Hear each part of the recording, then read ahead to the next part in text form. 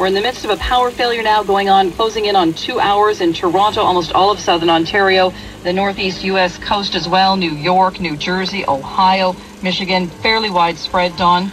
I was just going to interject here and say that one of the early reports said that this power outage was almost the entire province of Ontario. The entire province of Ontario, and into some parts of Quebec as well. And some parts of Quebec as well, yes. And as we heard from John Downs earlier, most of Ontario, in fact, without power. Michigan and New York State as well. My first indication, as a matter of fact, I was just checking the wire service before packing it in for today here on my computer, and it completely packed in on me. I figured it was simply a local problem, so I got ready for bed here because I have to work the early morning shift, and that's when our news director gave me a call indicating that this was a lot bigger than just the local Cambridge area.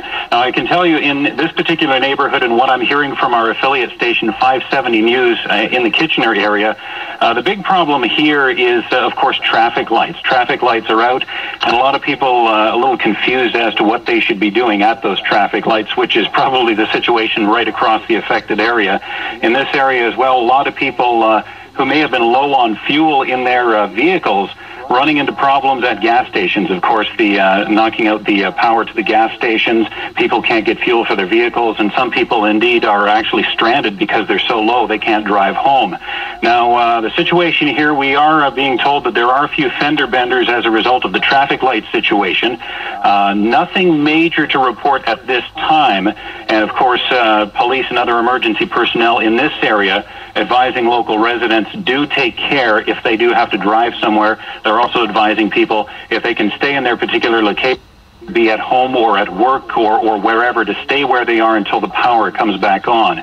We checked in with local hospitals in this area, in the Kitchener, Cambridge, Guelph, Waterloo area. Apparently all of the hospitals are it is business as usual, or as usual as it can be when there's a power outage. They're on generator power, and apparently all patients are being facilitated in that way in the hospitals in this area. Many stores, we're also hearing, are being closed a little early for the day, but we're also hearing that many merchants are staying at their stores because they're concerned about the hydro not feeding their alarm system, so they're concerned about possibly a lack of security once the sun goes down. So a lot of people are staying where they are, especially if they're running businesses. Many employers sending their people home early today as well because they simply can't run their businesses, and there's really no need to keep people there.